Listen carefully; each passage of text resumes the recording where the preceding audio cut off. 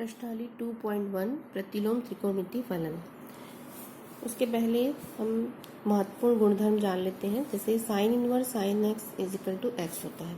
ये हर एक्स के लिए नहीं है। जब एक्स जो है बिलोंग करता है क्लोज इंटरवल -π/2 to π/2 में, और sine inverse X is equal to X होता है जब एक्स जो है बिलोंग करता है क्लोज इंटरवल -1 to 1 में।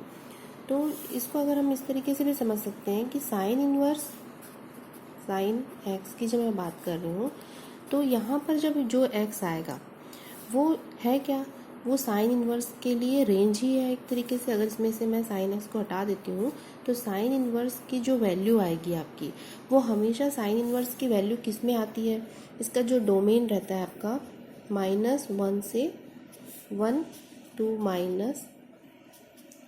-π/2 से π/2 की ओर, ये इसका रहता है। और साइन का, ओनली साइन का अगर मैं बोलूँगी, साइन फंक्शन की बात करूँगी मैं, तो साइन फंक्शन के लिए क्या रहता है आपका r2 -1।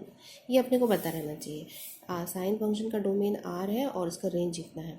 और साइन इनवर्स का जो रेंज है वो क्या होता है, -π/2 से π/2 के बीच में ही साइन इनवर्स की वैल्यू आती है। तो यहाँ पर जो x है वो हमेशा किसके बीच में आना चाहिए, जब x -π/2 इस इंटरवल में होगा तभी ये जो है हमारे लिए सही होगा। उसी तरीके से मैं बात करती हूँ साइन इनवर्स x की। ये x कब होगा, जब x बिलोंग करेगा -1 के जो क्लोज इंटरवल में। क्यों? क्योंकि साइन का जो यहाँ पर साइन फंक्शन का रेंज हमेशा क्या होता है, -1 से 1। तो साइन फंक्शन की वैल्यू हमेशा इसी के बीच में आती है। तो ये देखा जाए तो ये साइन फंक्शन है। तो साइन फंक्शन की जो वैल्यू है, मतलब यहाँ पर जो x मिल रहा है वो हमेशा किस में होना चाहिए, -1 से 1 के बीच में। तो तभी ये जब x -1 के 1 के बीच में ये इस क्लोज इंटरवल में है तब ये चीज़ फॉलो होती है कि साइन इनवर्स x क्या हो जाता है, x होता है, अन्यथा नहीं होती है। अब हम प्रश्न हल करेंगे साइन इनवर्स -1/2। अब हमको मालूम है कि जो यहाँ पर साइन फंक्शन के रूप में इसको लिख सकते हैं 1/2 कब होता है, साइन π/6। साइन 30 पर होता है, रेडियन में उसमें क्या लिखेंगे, π/6। 1/2 के स्थान पर हमने यहाँ पर लिख दिया साइन π/6। ठीक है। अब यहाँ पर ये जो है आपका साइन π/6 माइनस कब होगा, हमको मालूम है साइन -θ इज इक्वल टू क्या होता है, -sin θ। साइन की जो वैल्यू रहती है आपकी यहाँ पर आपके माइनस रहती है और इधर माइनस रहती है, थर्ड और फोर्थ क्वाड्रेंट में माइनस रहती है। तो यहाँ पर हमको मालूम है कि x को जब हम यहाँ फॉर्मूला लिखेंगे कि साइन इनवर्स साइन x कब x होगा, जब आपका x बिलोंग करेगा -π/2 से π/2 क्लोज इंटरवल में। तो ये -π/2 होता है और ये क्या होता है आपका π/2, मतलब यहाँ से यहाँ तक होना चाहिए आपको। तो ये जो है आपका π/6 की जब मैं बात कर रही हूँ तो यहाँ पर दो चीज़ें मैं यहाँ पे ले सकती हूँ। यहाँ पर साइन इनवर्स साइन -π/6 मैंने यहाँ पे लिख दिया, और मुझे पता है कि जब -π/6 की मैं बात कर रही हूँ तो -π/6 कहाँ मिलेगा, -π/2 के बीच में, मतलब यहाँ मिलेगा -π/6, इसके बीच में इस अंतराल में ही मिल रहा है, मतलब ये चीज़ फॉलो होगी। अगर मैं यहाँ वाला लेती हूँ तो ये जो है आपका गुणधर्म फॉलो नहीं होगा। तो मैं यहाँ सबसे पहले, हमको मालूम है कि फोर्थ क्वाड्रेंट में माइनस होता है, तो यहाँ पर दो फॉर्मूले रहते हैं साइन के, -sin θ के। तो -sin θ के दो फॉर्मूले में मैंने कौन सा लिया, साइन -θ वाला। तो मैंने यहाँ पर सिर्फ सिंपल किया है, -sin π/6 की जगह क्या लिखा है, साइन -π/6। और मुझे पता चल गया कि साइन इनवर्स साइन x क्या होता है, x होता है जब x बिलोंग करता है -π/2 से π/2। -π/6 इसमें बिलोंग कर रहा है तो मैं यहाँ पे लिख सकती हूँ, उसका आंसर सिंपल आ सकता है -π/6। सेकंड क्वेश्चन है कॉज इनवर्स √3/2, इसका मान ज्ञात करना है, प्रिंसिपल वैल्यू ज्ञात करनी है इसकी। तो यहाँ पर कॉज इनवर्स √3/2 को मैं लिख सकती हूँ cos π/6। सिंपल हो गया ये एकदम। और मुझे मालूम है कि cos इनवर्स का रेंज क्या होता है, डोमेन क्या होता है, डोमेन क्या होता है -1 to 1 क्लोज इंटरवल यहाँ से रहता है, और ये रहता है 0 to π। तो यहाँ पर cos इनवर्स cos x जो है आपका x कब होगा, जब x बिलोंग करेगा 0 से पाई के बीच में, क्योंकि cos इनवर्स है, ये इनवर्स फंक्शन है, तो यहाँ पर ये 0 से पाई के बीच में बिलोंग करेगा, तभी ये होगा। तो यहाँ पर मैं देखूँगी कि जो ये cos π/6 है, π/6 जो है ये ऐसे बनाने से ज़्यादा समझ में आता है आपका, ये 0 है और ये क्या होता है आपका पाई होता है, और π/6 यहाँ मिल रहा है, तो इस अंतराल में मिल रहा है आपको 0 से पाई के बीच में π/6 मिल रहा है। तो इसका मतलब मैं यहाँ पर लिख सकती हूँ सिंपल फॉर्मूले से कि cos inverse cos x is equal to x होता है, तो cos इनवर्स cos π/6 क्या हो जाएगा आपका π/6। सिंपल है ये एकदम। तीसरा प्रश्न है यहाँ पर 2.1 का, cosec इनवर्स 2।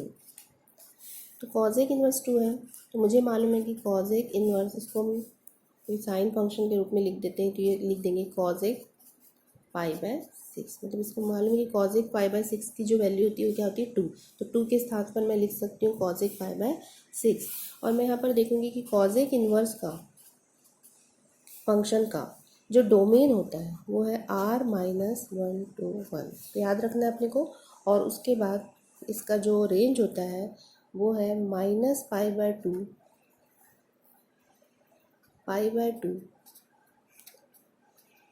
एक्सेप्ट 0 को हटाने के बाद। तो ये डोमेन हो गया और ये इसका रेंज हो गया। इसी रेंज में तो जो कि cosec इनवर्स है तो इसका मान हमेशा इसी रेंज में आएगा। तो cosec इनवर्स cosec x की जो वैल्यू होगी, x होगी जब x जो है बिलोंग करेगा -π/2 एक्सेप्ट 0 में। तो यहाँ पर हमारे पास π/6 मिल रहा है, और मुझे मालूम है कि ये जो है आपका -π/2 होता है और ये π/2 है, एंगल की बात हो रही है यहाँ पर। तो यहाँ पर π/6 कहाँ मिलता है, इधर मिल रहा है आपको, तो ये इस रेंज में आ रहा है, इस रेंज में आना चाहिए बोल रहा है 0 को हटा के, तो इस रेंज में आ रहा है π/6। तो मतलब यहाँ पर ये हम लिख सकते हैं कि cosec inverse cosec x is equal to x, मतलब cosec इनवर्स cosec π/6 इस रूल को फॉलो करेगा और ये हो जाएगा π/6। फिर अगला क्वेश्चन है आपका, फोर्थ क्वेश्चन है यहाँ पर tan इनवर्स। चौथा क्वेश्चन है आपका tan इनवर्स -√3। तो यहाँ पर सबसे पहले तो मैं लिख लूँगी tan इनवर्स √3 के स्थान पर मैं लिख लेती हूँ tan π/3। मुझे मालूम है कि यहाँ पर √3 जो होता है वो tan 60 इजिकल टू √3 होता है, तो यहाँ पर π/3 आ गया। अब आपको मालूम है कि tan जो है आपका कौन से कोऑर्डिनेट में माइनस में रहता है, तो tan जो होता है यहाँ पर आपका सेकंड कोऑर्डिनेट में माइनस रहता है और फोर्थ में माइनस रहता है। तो इस तरीके से, और tan का सबसे पहले मैं tan इनवर्स लिख लूँगी। tan इनवर्स के बारे में मुझे पता चल रहना चाहिए कि इसका डोमेन R है और इसका जो रेंज है वो है -π/2 से π/2 के बीच में। तो मुझे ऐसी वैल्यू लेनी पड़ेगी। यहाँ पर tan के लिए दो वैल्यू होती है, जिसके लिए यहाँ पर tan की वैल्यू जो होती है, एक तो tan -θ इजिकल टू -tan θ हो जाता है, और एक वैल्यू हो जाती है आपकी tan π-θ इजिकल टू -tan θ। इस तरीके से मिल जाता है tan, सॉरी गलत हो गया, tan π-θ इजिकल टू -tan θ। ये दो वैल्यू हो जाती है आपकी। तो यहाँ पर दो टाइप में आपको माइनस टेन थीटा लिख सकते हैं, टेन माइनस थीटा या टेन पाई माइनस थीटा। तो हम कौन सी वैल्यू को इसमें रखें यहाँ पर, वही चीज़ है। तो यहाँ पर हम देखेंगे कि रेंज क्या है, माइनस पाई बाई टू से पाई बाई टू के बीच में है। ये माइनस पाई बाई टू है और ये क्या है आपका पाई बाई टू। इस रेंज में आना चाहिए टेन इनवर्स की वैल्यू। तो टेन इनवर्स की ये वाली जो वैल्यू मिल रही है वो कौन सी वैल्यू है, टेन माइनस थीटा। तो मैं यहाँ पर लिख सकती हूँ उसको ten inverse ten minus pi by three, ऐसे लिख सकते हो। और जैसे ही आ गया तो हमको मालूम है कि इसकी जो वैल्यू है यहाँ पर साइड में लिख देंगे कि tan inverse tan x is equal to x होगा व्हेन, कब होता है, जब व्हेन एक्स जो होता है आपका किस में बिलोंग करता है, open interval minus pi by two pi by two. तो यहाँ पर बिलोंग कर रहा है, एक्स के स्थान पर यहाँ क्या है माइनस पाई बाई थ्री, और माइनस पाई बाई थ्री आपको यहाँ मिल रहा है। तो इसका मतलब इस रेंज में है, वो इस अंतराल में है, इस ओपन इंटरवल में है। तो मैं यहाँ पर लिख सकती हूँ माइनस पाई बाई थ्री। तो इस तरीके से सवाल बनाते जाएंगे तो और क्लियर होते जाएगा।